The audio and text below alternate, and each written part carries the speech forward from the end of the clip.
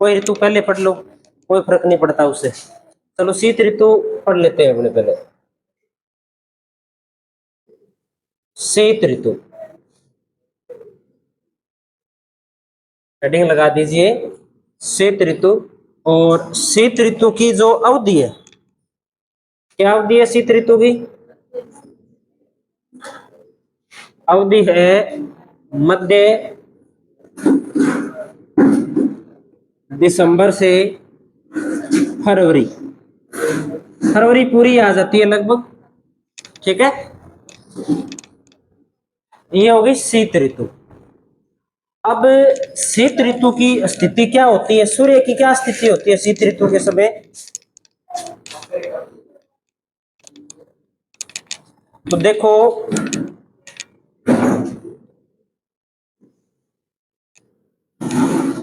ये भूमध्य रेखा है, ये मकर रेखा है, और ये यहाँ पे कौन सी रेखा है? ये है कर्क रेखा।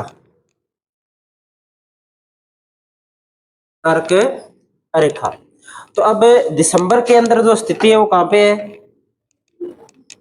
दिसंबर के अंदर स्थिति है सूर्य की, वो मकर रेखा पे है। जब सूर्य की किरणें, सीधी सी बात है कि मकर रेखा पर सीधी पड़ेगी, यहां पर सूर्य की किरणें सीधी पड़ रही है, ये मान लो यहां पर हमने सूर्य बना लिया इस प्रकार से। तो मकर रेखा कौन से गोलार्ध के अंदर है? दक्षिणी गोलार्ध के अंदर। और हम कौन से गोलार्ध में रहते हैं?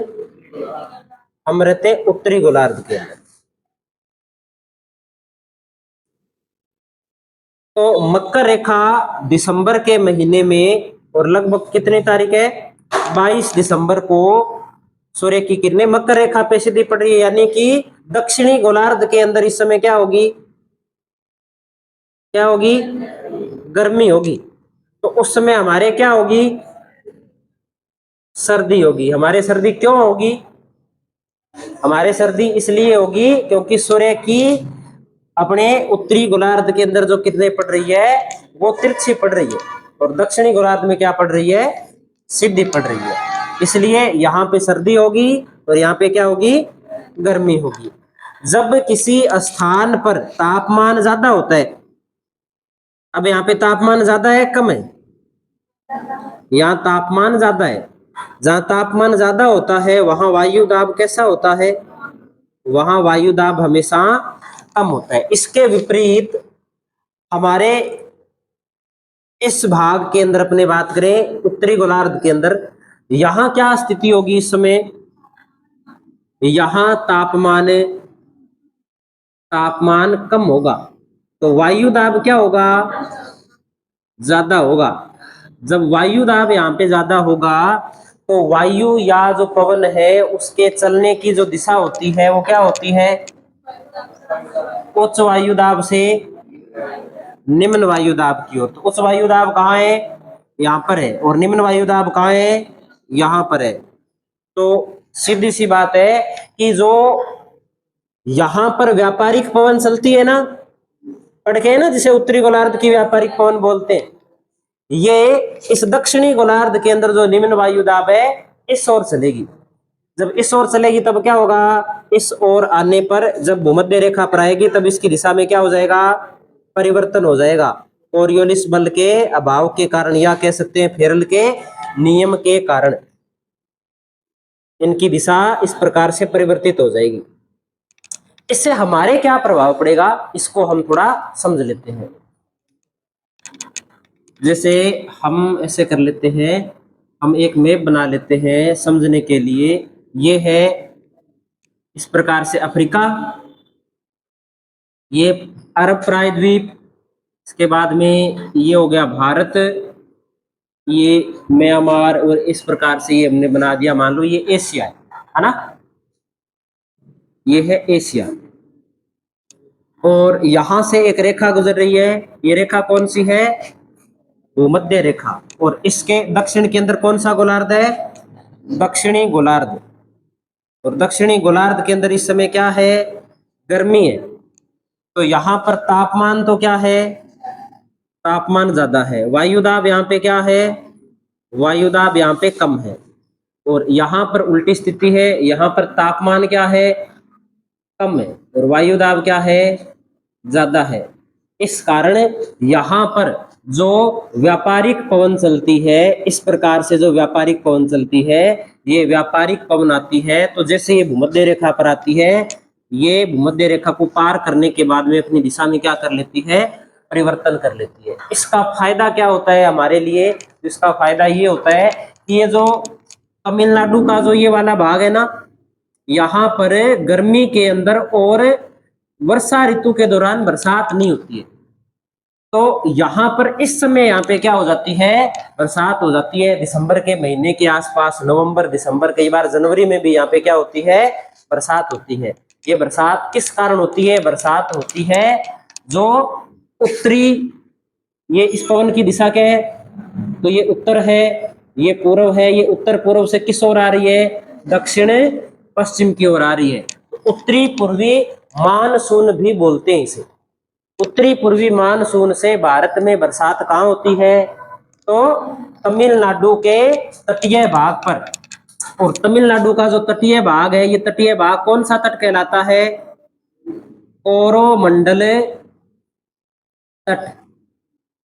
कौन सा तट कहलाता है, कोरोमंडल तट कहलाता है। तो एक तो ये बात हमारे समझ में आनी चाहिए, ठीक है। उस डायग्राम को आप बना सकते हो, उधर वाले को, इसको बनाने की आवश्यकता नहीं है, उसको बना लो एक।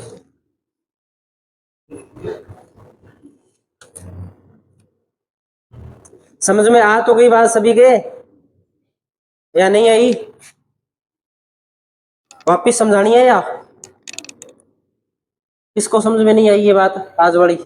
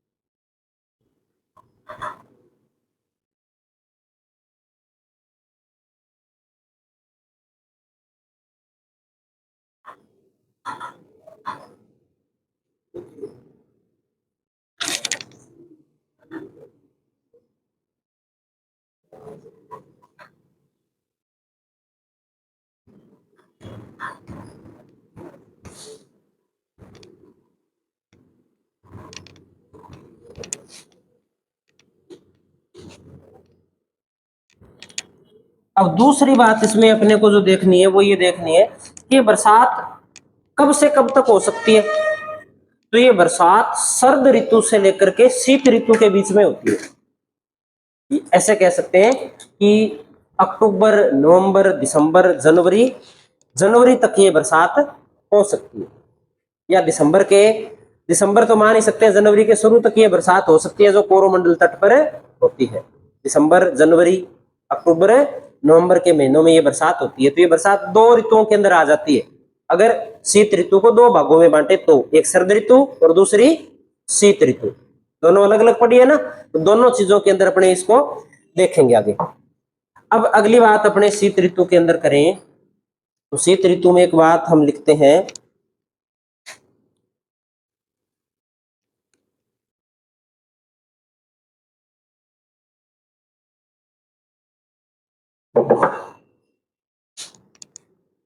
शीत ऋतु में लिख दीजिए, इस समय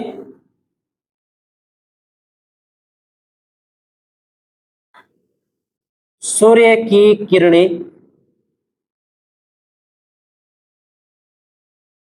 मकर रेखा के पास सीधी पड़ती है, इसलिए उत्तरी गोलार्ध में, इसलिए उत्तरी गोलार्ध में कौन सी ऋतु होती है? शीत ऋतु होती है। क्या पूरे भारत में शीत ऋतु होती है? तो ऐसा नहीं है। ऐसा क्यों नहीं है? क्या कारण है? तो इसके पीछे कारण है, बताओ। प्रायद्वीपीय भारत, सही बात है।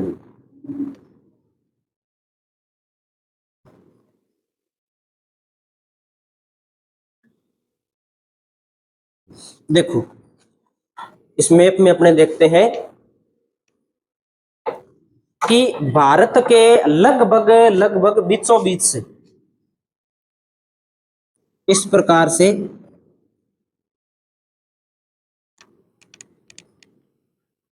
बीस डिग्री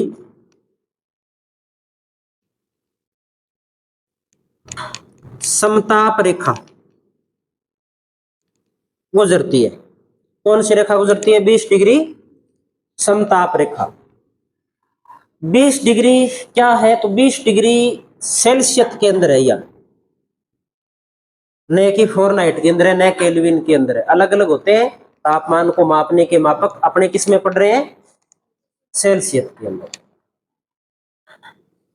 अब देखो समताप रेखा का पता है आप लोगों को? समताप रेखा किसे कहते हैं?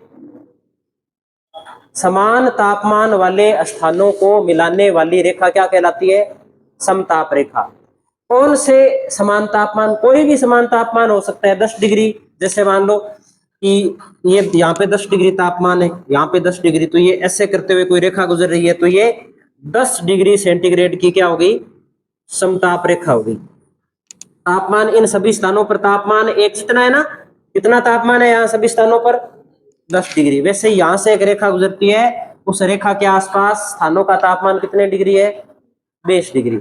अब जो 20 डिग्री तापमान है, 20 डिग्री से अगर तापमान इधर कम हो रहा है और यहाँ 20 डिग्री से ऊपर रह रहा है तापमान, सर्दी होने के बावजूद भी, तो इसके पीछे कारण क्या है? इसके पीछे एक कारण है प्रमुख रूप से कि इस रेखा से ऊपर वाला भाग है, उसके पास में सागर नहीं है। क्या नहीं है? सागर नहीं है। सागर नहीं है तो उसका क्या प्रभाव होगा? यहां पर गर्मी पड़ेगी तो गर्मी ज्यादा पड़ेगी, अगर सर्दी पड़ेगी तो सर्दी क्या पड़ेगी?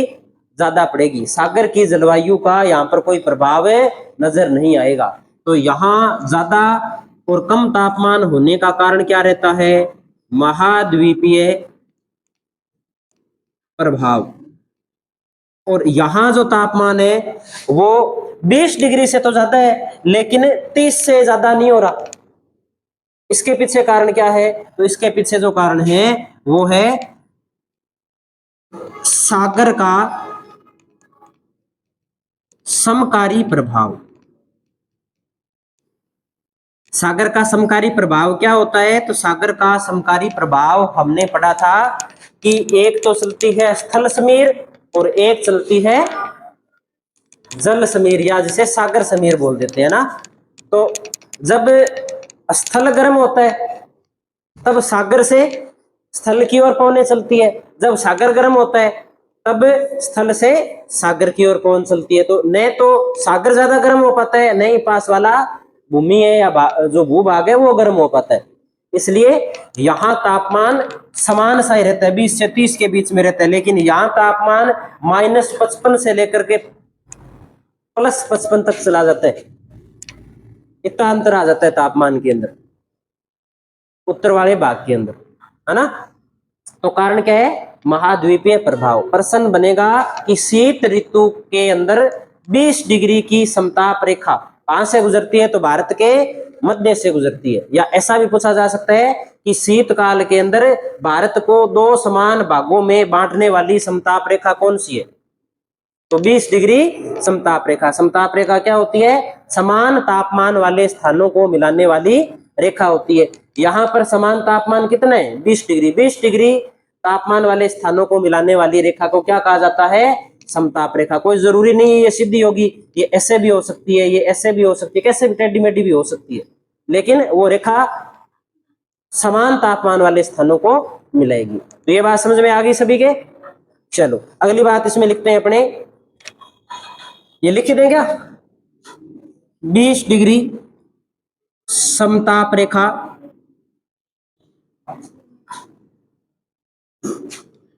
शीत ऋतु में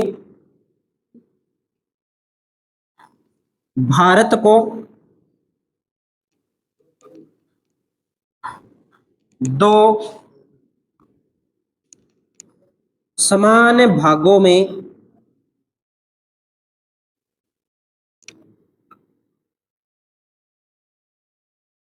विभाजित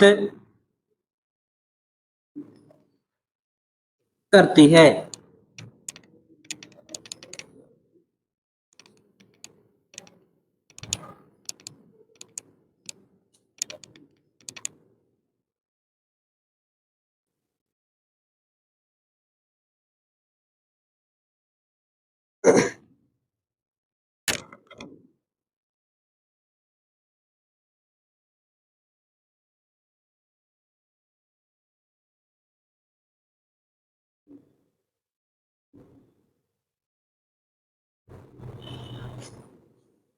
अब अगली बात करेंगे अपने मावठ की।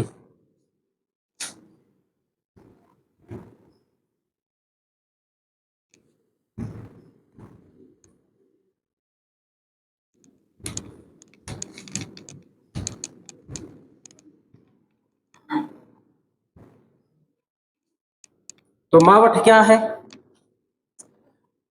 इसे कहते हैं मावठ। पढ़ा होगा आपने मावठ के बारे में। बताओ भाई मावठ क्या है फिर? शीत ऋतु में होने वाली वर्षा। कैसे होती है ये वर्षा? पश्चिमी विक्षोभों से। पश्चिमी विक्षोभ क्या होते हैं? कहां से आते हैं पश्चिमी विक्षोभ? अरब सागर से, भूमध्य सागर से। चलो लिखते हैं अपने,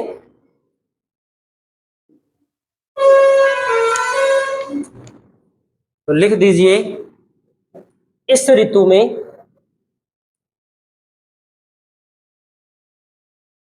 इस ऋतु में पश्चिमी विक्षोभों के द्वारा पर्वतीय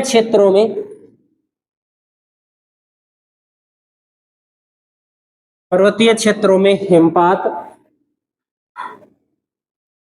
तथा मैदानी क्षेत्रों में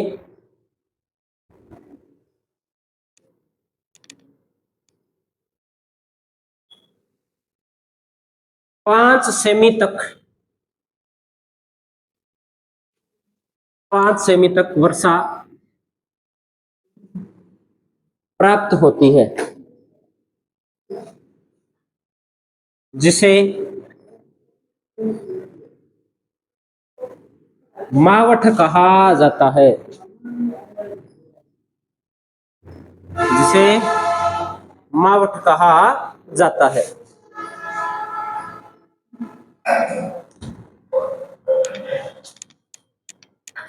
जिसे मावठ कहा जाता है।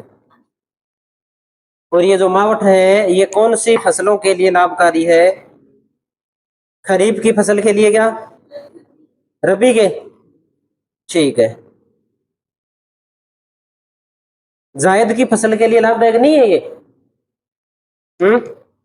पता है जायद की फसल कौन सी होती है? कौन सी होती है? थोड़े समय के लिए।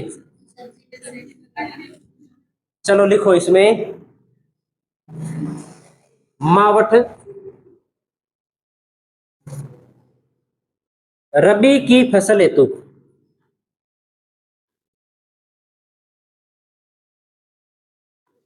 लाभकारी है। और मावठ का एक नाम और क्या मिलता है? वर्षा की सुनहरी बूंदे, या इसे ही क्या कहा जाता है? गोल्डन ड्रॉप्स के नाम से जाना जाता है।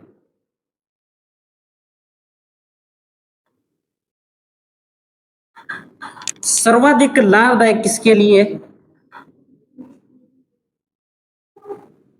सर्वाधिक लाभदायक है गेहूं की फसल के लिए। और राजस्थान में मावठ की वर्षा सबसे ज्यादा लाभदायक कौन सी फसल के लिए? हाँ, राजस्थान में।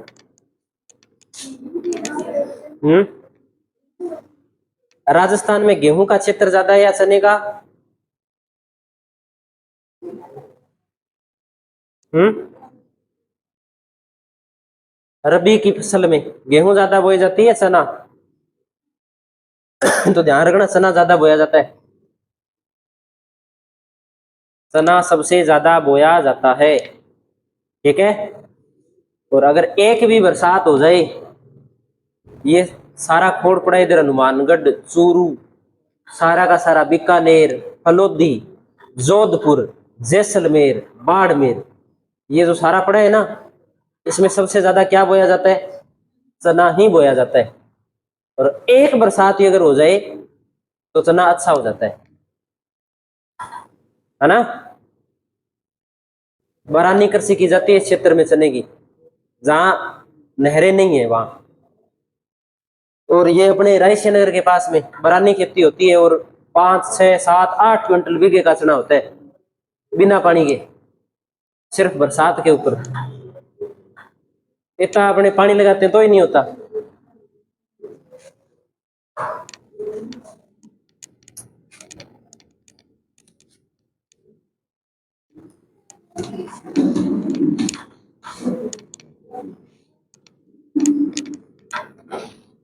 ये ऐसे लग रहा है कि बरानी चना थोड़ा ही होता है 8 क्विंटल बीघे का, 7 क्विंटल, 6 क्विंटल बीघे का। मजाक लग रही होगी, मुझे भी मजाक ही लगती थी पहले में। इतनी थोड़ी होती है, हमारे नहीं होता इतना, पानी लगाते तो ही नहीं होता। वास्तव में होता है, लाल मिट्टी की जमीन है वहां पे। और बरानी जमीन का भाव अपनी नहरी जमीन के बराबर है, देख लो। सिर्फ एक बरसात हो जाए तो चना वहां पे क्या हो जाता है? अच्छा हो जाता है। तो ये एक चीज और चलो समझ लेते हैं अपने, वैसे तो आपने समझ ली होगी। ये है अफ्रीका, और अफ्रीका के बाद में ये है यूरोप। ठीक है। और ये है अरब प्रायद्वीप। इसके बाद में ये है भारत, इस प्रकार से। और ये कौन सा सागर है यहाँ? ये है भूमध्य सागर। कौन सा सागर है? भूमध्य सागर। थोड़ा सा और ऊपर होगा, से बना नहीं। यहां पर कौन सी पवनें चलती है? भूमध्य सागर। भूमध्य सागर की लोकेशन देखो एटलस के अंदर, कर्क रेखा से ऊपर है कि नीचे है, कहाँ है? तभी कहानी समझ में आएगी। नहीं तो कोई हवा है उल्टी चलाओगे तुम, हवा उल्टी चलेगी, फिर बरसात ही कोई उल्टी पुल्टी होगी। हम्म कर्क रेखा, कर्क रेखा ऊपर है। कर्क रेखा से ऊपर है कौन सा सागर? भूमध्य सागर। और हम क्या पढ़ के आए हैं? हम ये पढ़ के आए हैं कि लगभग 30 डिग्री अक्षांश तक कौन सी पवन चलती है? व्यापारिक पवन चलती है। 30 से 60 के बीच में कौन सी चलती है? पछुआ पवन चलती है। और पछुआ पवन के अंदर यहां जो एक पवन चलती है 30 से 60 डिग्री अक्षांश के बीच में, जिसे हम जेट पवन के नाम से भी जानते हैं, जो 250 से 300 किलोमीटर प्रति घंटे की रफ्तार से किस दिशा में चलती है? सामान्य रूप में भारत के संदर्भ में जब बरसात आती है तब तब पश्चिम से पूर्व दिशा में चलती है। जब ये पवनें इस प्रकार से चलती है यहाँ पर, तब इस भूमध्य सागर, यहाँ पर एक छोटा मोटा सागर और मिल जाएगा आपको, भूमध्य सागर के पास में देखो कौन सा सागर है, काला सागर है और कैस्पियन सागर है। इन सागरों के ऊपर से जब ये हवाएं गुजरती है ना, तब ये क्या आर्द्रता ग्रहण है उसको कर लेती है, और उस आर्द्रता को ग्रहण करके जब यहाँ आते हैं तब यहाँ क्या है, हिमालय है। इस प्रकार से हिमालय है ना, हिमालय वाले क्षेत्र में जब आती है तो हिमालय में तो क्या करती है, बर्फबारी होती है, हिमपात बोलते हैं जिसे। और जो मैदानी क्षेत्र है इस हिमालय के दक्षिण के अंदर 30 डिग्री अक्षांश के आसपास के जो एरिया है वहां पर क्या होती है, बरसात होती है, जिसे हम मावठ के नाम से जानते हैं। ये बात समझ में आ गई। ये जो पवन चलती है पछुआ पवन, इसमें चक्रवातीय संचरण बन जाता है, जिसे हम पश्चिमी विक्षोभ बोलते हैं, पश्चिम की ओर से आते हैं, इसलिए इसे पश्चिमी विक्षोभ के नाम से भी जानते हैं। और भारत में क्या करते हैं, बरसात करते हैं। बरसात भारत में कहां कहां होती है, तो भारत के अंदर बरसात राजस्थान, उत्तर प्रदेश, हरियाणा और उत्तर के जो राज्य है, जैसे लद्दाख, लद्दाख के अंदर बर्फबारी हो गई, जम्मू कश्मीर के अंदर बर्फबारी हो गई, हिमाचल के अंदर बर्फबारी हो गई, उत्तराखंड के अंदर बर्फबारी हो गई। सिर्फ इतने ही भाग में बरसात होती है। इससे आगे वाला जो भाग है ना, जैसे बिहार से आगे अपने निकलते हैं, तो वहां पर पछुआ पवनों के द्वारा ये जो मावठ की बरसात है ये नहीं होती। वहां अगर कोई बरसात होती है तो वो बंगाल की खाड़ी से कोई चक्रवात आता है उससे होती है। एक ये बात हमें इसमें ध्यान रखनी है। आगे बात समझ में यहाँ तक? चलो आगे बात करते हैं। इसके बाद तो शीत ऋतु के बाद में आगे कौन सी ऋतु आएगी फिर? ग्रीष्म ऋतु आएगी। तो अगली हेडिंग लगाएंगे हमें ग्रीष्म ऋतु। इतनी बातें लिखेंगे, ज्यादा नहीं लिखेंगे। अगर ज्यादा अपने को कोई आवश्यकता होगी तो हमको किताब देख लेंगे, जैसे टॉपिक ही पूरा नहीं होगा। फिर काम की बात है, मेन जो समझने वाली बात है वो यही है। तो इसको भी बनाने की आवश्यकता नहीं है मेरे हिसाब से, जो बात थी वो हमने लिख ली है। जो हवाएं हमने पढ़ी थी वो काम आ रही है कि नहीं आ रही, या बिना हवाई पढ़ना था? चलने दो, जो जिधर चले उधर।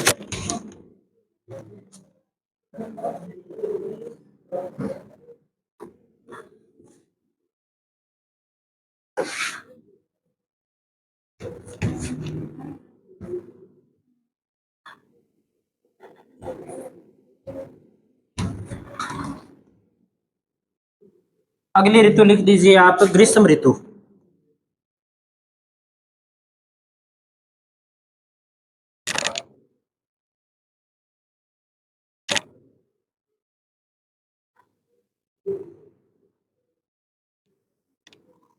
ग्रीष्म ऋतु, ग्रीष्म ऋतु की अगर बात करें तो ग्रीष्म ऋतु की सबसे पहले हमें अवधि का पता होना चाहिए। अवधि क्या है? मार्च से, देखो मार्च से अगर दक्षिण भारत की बात करें तो 1 जून को मानसून आ जाता है, इसलिए वहां तो 1 जून तक ही है ग्रीष्म ऋतु, जून, मार्च से जून। या अपने बात करें तो मध्य जून। हमारे बरसात कब, राजस्थान में मानसून कब प्रवेश करता है? 14-15 जून को प्रवेश करता है। और हमारे गंगानगर, हनुमानगढ़, अनूपगढ़ में कब आता है? कितनी जुलाई? 1 जुलाई। देखो ढंग से सोचो, याद, एक एक मैप दिखाया था एक दिन, याद है? देखो वो मैप निकालो एटलस में, कौन सी जुलाई थी? 15 जुलाई। देखो देखो 15 एक एक है, कंफर्म करो उसको। एटलस नहीं है क्या पास में? इसमें पड़ी है, लेके आना एटलस, अंदर सामने अलमारी में पड़ी है,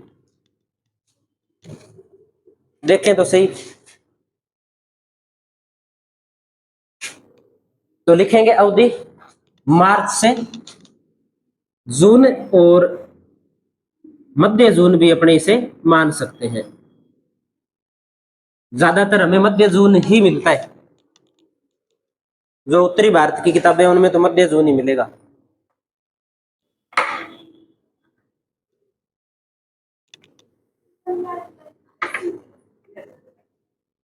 ये नहीं, सामने सामने अलमारी के अंदर, सामने एक और है अलमारी। ये दे दो, ये है ना एटलस।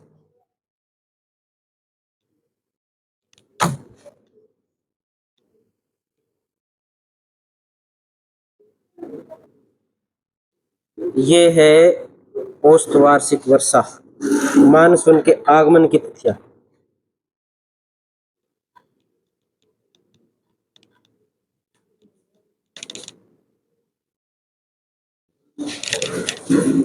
तो इसमें जैसलमेर के समीपवर्ती क्षेत्र के अंदर क्या बता रखी है, 15 जुलाई बता रखी है।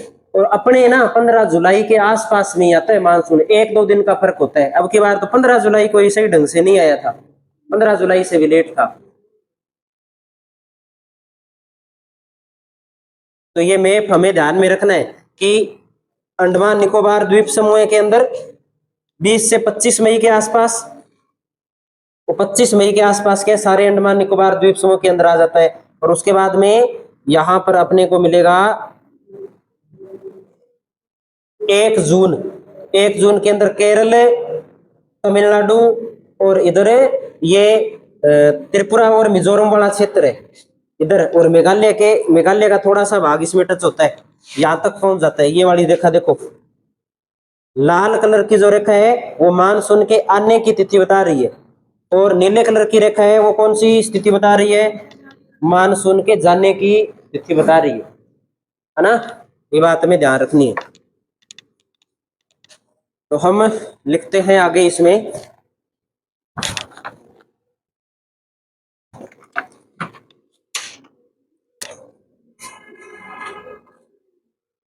जून के अंदर जो सूर्य की स्थिति होती है वो कौन से गोलार्ध में होती है, उत्तरी गोलार्ध में होती है।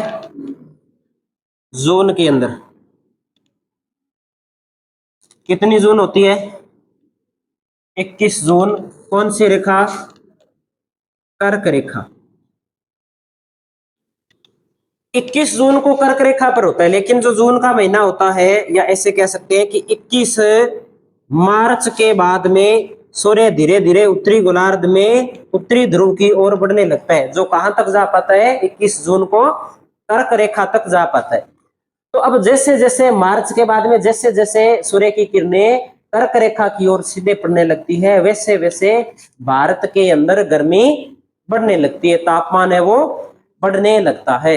एक बात हम लिख देंगे इसमें, लिख दीजिए, सूर्य के उत्तरायण होने से,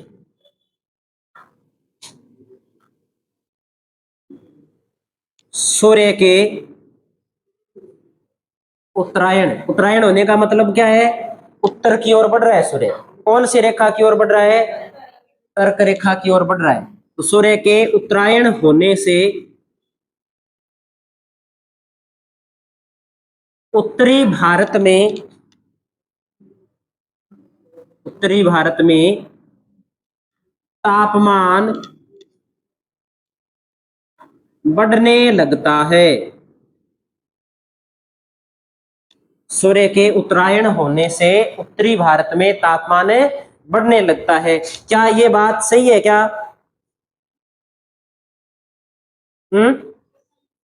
सही है ये बात आपके समझ में आनी चाहिए दिमाग के अंदर कि हाँ, यहाँ सूर्य की किरणें सीधी पड़ रही है, इसलिए तापमान क्या हो गया, ज्यादा हो गया। तापमान ज्यादा हो गया तो वायु दाब कम हो गया। यहाँ तापमान ज्यादा है तो तापमान कम कहाँ होगा, दक्षिणी गोलार्ध में। यहाँ वायु दाब कम है तो वायु दाब ज्यादा कहाँ होगा, दक्षिणी गोलार्ध में। दक्षिणी गोलार्ध में वायु दाब ज्यादा क्यों होगा, क्योंकि तापमान कम है। ऐसा क्यों होता है, क्योंकि तापमान और वायु दाब में उल्टा संबंध होता है। ये नॉर्मल नॉर्मल नियम है।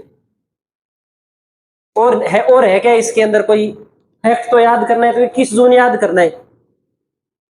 अब यहाँ नॉर्मल सी बात है कि सूर्य की किरणें यहाँ सीधी पड़ रही है तो तापमान ज्यादा हो गया, तापमान ज्यादा हो गया तो वायु दाब कम हो गया। यहाँ की भी परिस्थिति हमेशा यहाँ होती है, तो यहाँ इसका उल्टा कर दो। और हवा का पता ही है पवन किधर चलती है, निम्न वायु दाब से, हाँ, उस वायु दाब से निम्न वायु दाब की ओर चलती है। समझ में तो आ रखी है कुछ बातें। चलो लिखते हैं अगली बात। जून में सूर्य की किरणें जोन में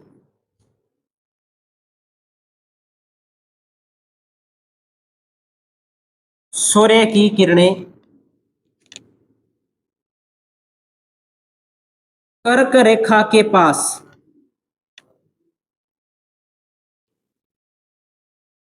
सीधी पड़ने लगती है, सीधी पड़ने लगती है। इस कारण उत्तरी भारत में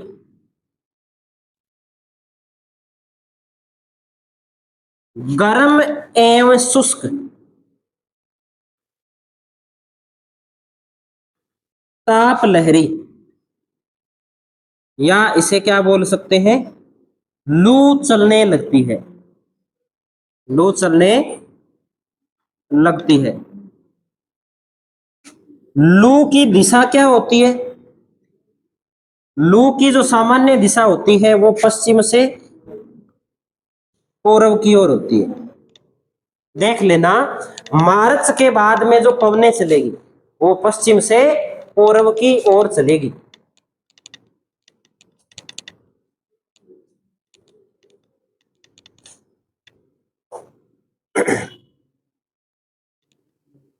अब इसके साथ में एक चीज और अपने को समझनी है। एक मैं आपको चैप्टर भेजूंगा, पीडीएफ भेज दूंगा उसकी, 11वीं क्लास के अंदर जलवायु टॉपिक है भारत के भूगोल में। बुक है तो 11वीं क्लास वाली किताब से पढ़ लेना, नहीं वो पीडीएफ से देख लेना, एक बार पढ़ लेना उसको। जो चीजें हमने पढ़ी है ना वो सारी चीज समझ में आ जाएगी। अगर नहीं आए समझ में तो वो किताब के अंदर निशान लगा के ले आना, पीडीएफ के अंदर भी ये बात समझ में नहीं आई वो मैं बता दूंगा आपको, पेपर वहीं से बनेगा अपना। हमने एक चीज पढ़ी थी, वापिस मैं बता देता हूं। ये कौन सी रेखा है? भूमध्य रेखा। भूमध्य रेखा के इस ओर यहां पर कौन सी पवन चलती है? व्यापारिक पवनें ऐसे चलती है। और यहां पर कौन सी पवन चलती है? ये कौन से गोलार्ध की? दक्षिणी गोलार्ध की। यहां पर ये दोनों पवनें आपस में क्या है? मिलती है। जब ये दोनों पवनें आपस में मिलती है तब क्या होता है? ये दोनों ऊपर उठती है। जब ये पवनें दोनों यहां से ऊपर उठती है ना तो यहां पर एक क्षेत्र बनता है 5 डिग्री उत्तरी अक्षांश से लेकर के 5 डिग्री दक्षिणी अक्षांश के बीच में एक क्षेत्र बनता है। इस क्षेत्र को सामान्यतः क्या कहा जाता है? इसे कहा जाता है ITCZ। क्या कहा जाता है इसे? ITCZ। देखो ये नाम आपको पुराने पेपर के अंदर मिल जाएगा, जलवायु वाले के अंदर। हो सकता है परीक्षा वाली किताब में कोई ऐसा प्रश्न मिल जाए आपको। अब ये क्या पूछ सकता है प्रश्न? ये पूछ सकता है कि ITCZ की फुल फॉर्म क्या है? अंग्रेजी में इसे क्या कहते हैं, हिंदी में इसे क्या कहते हैं? तो लिखिए, इसकी फुल फॉर्म लिखते हैं, इंग्लिश में इसे बोलते हैं इंटर ट्रॉपिकल कन्वर्जेंस जोन।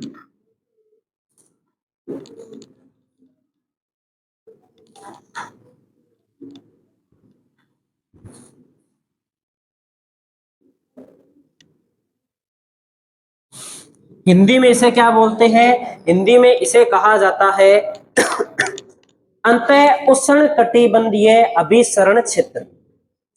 अंतः उष्ण कटिबंधीय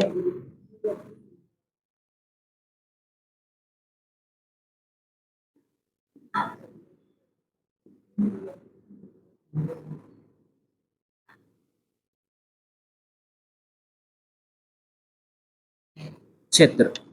अब देखो क्या है अंतः उष्ण कटिबंधीय अभिसरण क्षेत्र? तो अंतः उष्ण कटिबंधीय अभिसरण क्षेत्र एक ऐसा क्षेत्र है जहां पर दक्षिणी और उत्तरी गोलार्ध की व्यापारिक पवनें आपस में मिलती है। जैसे ये उत्तरी गोलार्ध की व्यापारिक पवन है, ये दक्षिणी गोलार्ध की व्यापारिक पवन है, ये दोनों आपस में टकरा के यहां से क्या उठती है?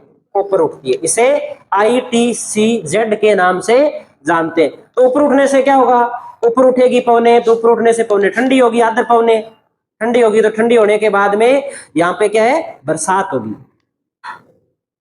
ठीक है। ये सामान्यतः स्थिति कहां रहती है? 5 डिग्री उत्तरी अक्षांश से 5 डिग्री दक्षिणी अक्षांश के बीच में रहती है। तो अब यहां पे क्या समस्या है? यहां पे समस्या ये है कि जैसे जैसे सूर्य की किरणें उत्तरी गोलार्ध में सीधी पड़ने लगती है, ये ITCZ का क्षेत्र भी धीरे धीरे उत्तरी गोलार्ध के अंदर खिसकने लगता है, और खिसकते खिसकते लगभग लगभग ये 25 डिग्री उत्तरी अक्षांश तक पहुंच जाता है। कहां 0 डिग्री, कहां 25 डिग्री। सामान्यतः कहां होता है? सामान्यतः तो ये ये जैसे ये भारत का मैप है, इस भारत के अंदर ये 0 डिग्री रेखा है, यहां पे होता है ये। लेकिन गर्मी के अंदर ये कहां तक पहुंच जाता है? तो गर्मी के अंदर ये यहां तक पहुंच जाता है। इस प्रकार से ये क्षेत्र कहां पहुंच गया? यहां पहुंच गया। अब क्या होगा? इसका फायदा होगा या नुकसान होगा? तो एक बार के लिए तो हमारे फायदा ही होगा कि जो उत्तरी गोलार्ध की व्यापारिक पवन है वो इस ITCZ तक आएगी, और जो दक्षिणी गोलार्ध की व्यापारिक पवन है जो भूमध्य रेखा को पार करने के बाद में यहां से इस प्रकार से आ रही है, ये भी कहां आएगी? यहां तक आएगी। और यहां पर आने के बाद में ये पवनें आपस में मिलकर क्या है? ऊपर उठेगी। जब ये पवनें ऊपर उठेगी तो जैसे जैसे ऊपर उठेगी वैसे ठंडी होगी, और ठंडी होने के बाद में क्या होगी? बरसात होगी। ठीक है। प्रश्न बन सकता है कि ग्रीष्म ऋतु में ITCZ का विस्तार भारत में कहां तक हो जाता है? 25 डिग्री उत्तरी अक्षांश तक हो जाता है। ये एक फैक्ट है, याद रखना है। ठीक है। NCERT के अंदर सीधा सीधा अपने को मिल जाएगा। तो ये बना लिया, इधर वाला समझ तो आ गया भाई। इंटरट्रॉपिकल कन्वर्जेंस जोन क्या है? जहां दक्षिणी में उत्तरी गोलार्ध की व्यापारिक पवनें आपस में मिलकर ऊपर उठने का प्रयास करती है, और उसके बाद में क्या होती है? बरसात होती है। वापिस बताना है क्या एक बार?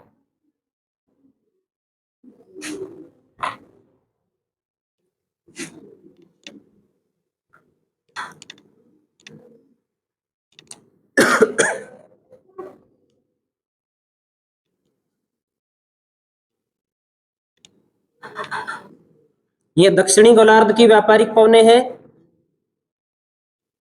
और ये उत्तरी गोलार्ध की व्यापारिक पवनें हैं। जिस स्थान पर ये मिलती है और जिस स्थान पर मिलकर के ये ऊपर उठती है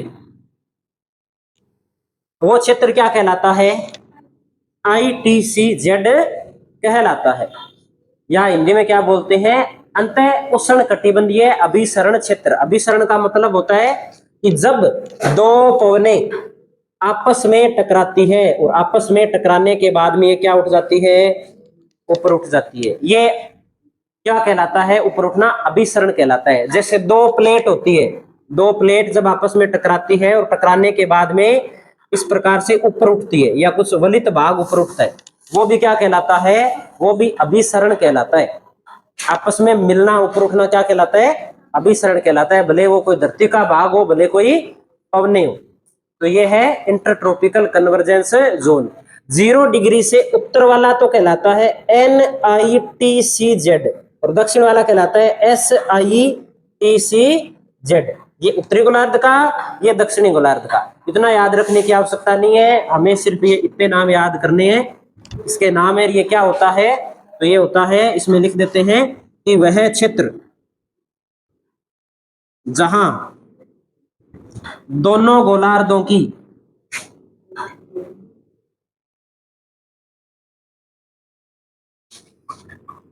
व्यापारिक पवनें आपस में मिलकर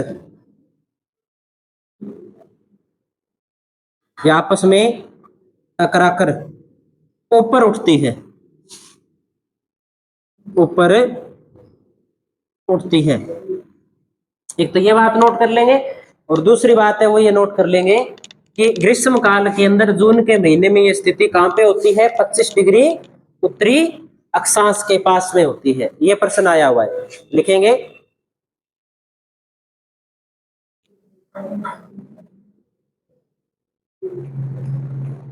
ग्रीष्म काल में ITCZ की स्थिति भारत में 25 डिग्री उत्तरी अक्षांश के पास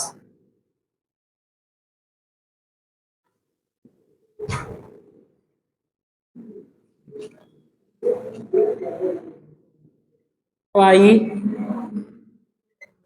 जाती है। 25 डिग्री उत्तरी अक्षांश के पास पाई जाती है।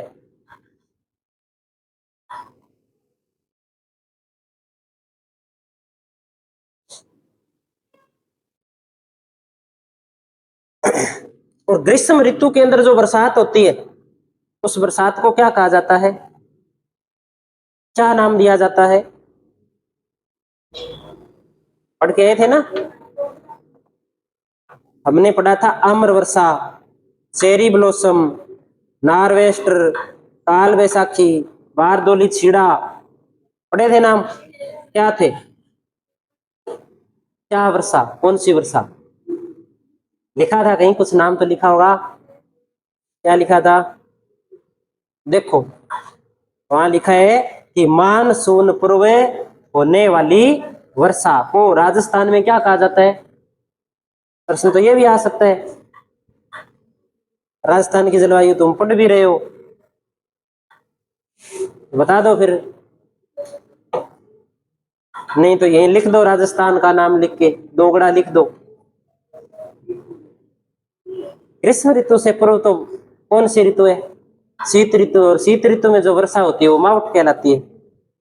वर्षा ऋतु से पूर्व ग्रीष्म ऋतु के अंदर होने वाली वर्षा राजस्थान के अंदर दोगड़ा कहलाती है। ठीक है, तो मैं ये कह रहा था कि अभी हम कौन सी ऋतु पढ़ रहे हैं? ग्रीष्म ऋतु। और ग्रीष्म ऋतु के अंदर कौन सी वर्षाएं होती है? ग्रीष्म ऋतु के अंदर मानसून पूर्व वर्षा होती है, जिनके नाम मैं लिखा चुका हूं। वो क्यों होती है उसका एक कारण लिखा देता हूं यहाँ पे। ठीक है, तो लिख दो।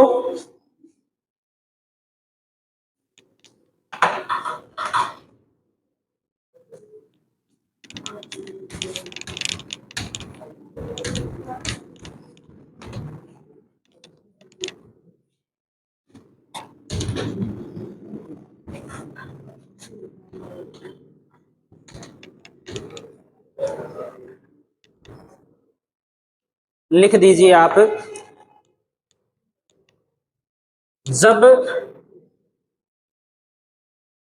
स्थल से चलने वाली, इस ऋतु में स्थल के ऊपर जो पवन चलेगी, स्थल के ऊपर जो पवन चलेगी वो ऐसे चलेगी, और जल से अपनी ओर पवन आएगी वो ऐसे आएगी, है ना? तो जब स्थल से चलने वाली गर्म एवं शुष्क पवन सागर से आने वाली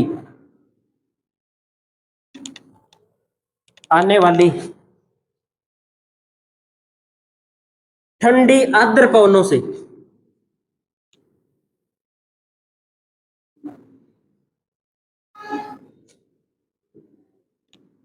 टकराती है, टकराती है।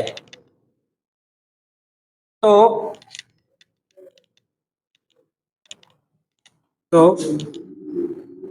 चक्रवातों का निर्माण होता है,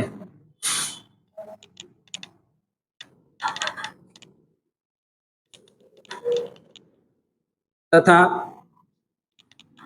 मानसून पूर्व